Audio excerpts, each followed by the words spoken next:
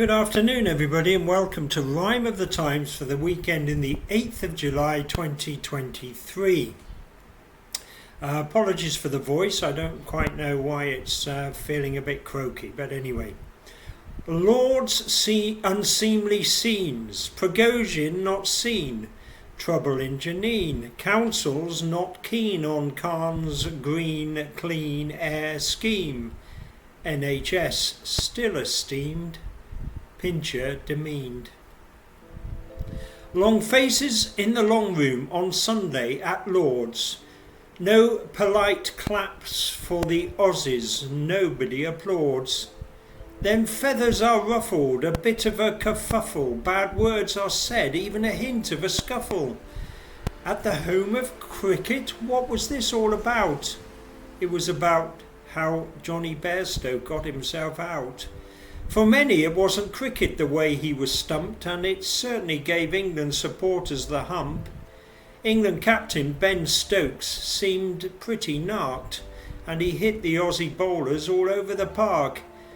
Stoked up Stokes scored 155, but not enough to keep the home team's hopes alive.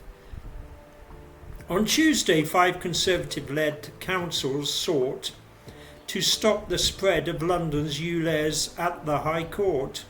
They claimed the consultation process was flawed, making Sadiq's ULEZ land grab a breach of the law. A majority agree with Mr Khan's big picture, but they feel he's too fast imposing his strictures. For many businesses, the vulnerable and the sick, the low emission creep is much too quick. And while the rich can use their financial buffer, the poor will disproportionately suffer. It was this week in 2022 when Boris was dragged with kicks and screams from number 10.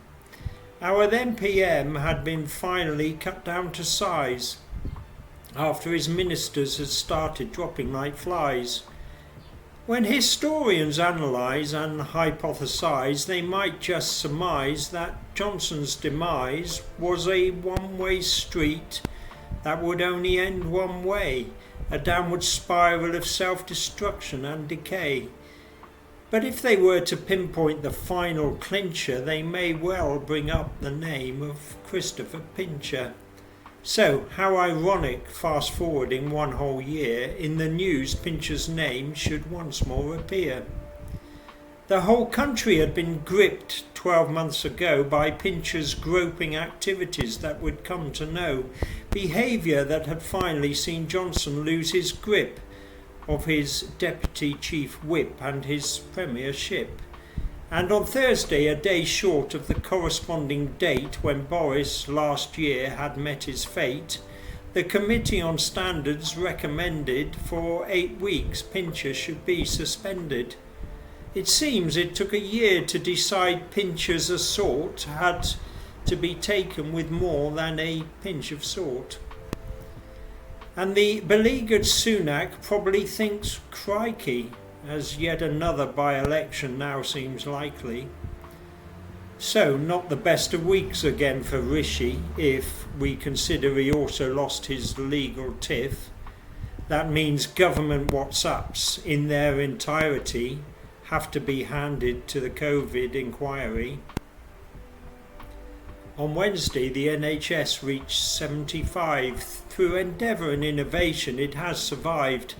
At Westminster Abbey, there was celebration and veneration, a service for our nation. But the demands are becoming more complex, and none of us know what's coming next. With the elderly population getting bigger, can the NHS itself reach triple figures?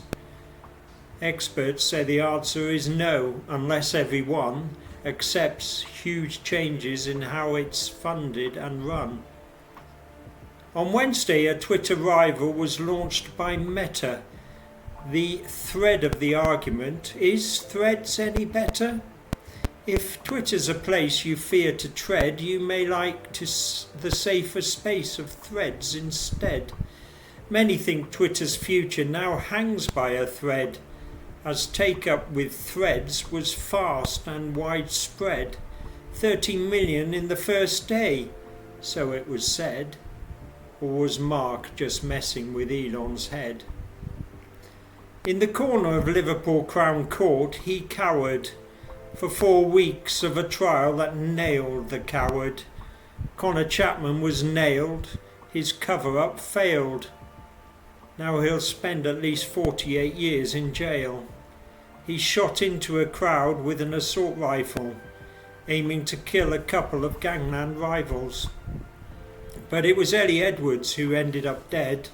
The 26-year-old beautician shot twice in the head outside a rural pub late last Christmas Eve.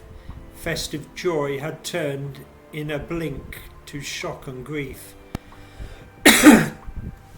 Outside court, Ellie's father, Tim, gave advice. Those thinking of picking up a gun, think twice. In lies and denials, Russian politics is shrouded. In the fog of war, things are even more clouded. And since Prigozhin made his audacious bid to march on Moscow while the Kremlin coward hid, progress of Russia's illegal war in Ukraine has become something of a guessing game. We'd been told Prigozhin had been sent to Belarus, but on Thursday Lukashenko was being obtuse. "He's not in my country," said the Belarusian president. "He's in Russia," he claimed, but sounded hesitant. But Putin's big-bellied lackey with a Hitler tash and 30 years of leading a human rights car crash is a Putin puppet trying to act hard while his country is used as Russia's backyard. So whatever words come from Lukashenko's lips probably come from the Kremlin's official script. For years, a peaceful two-state solution has failed for the coexistence of Palestine and Israel. This week, there were more terrible scenes as Israel raided the refugee camp in Jenin. They were targeting Palestinian militants, but as with many of such incidents, casualties included many innocents.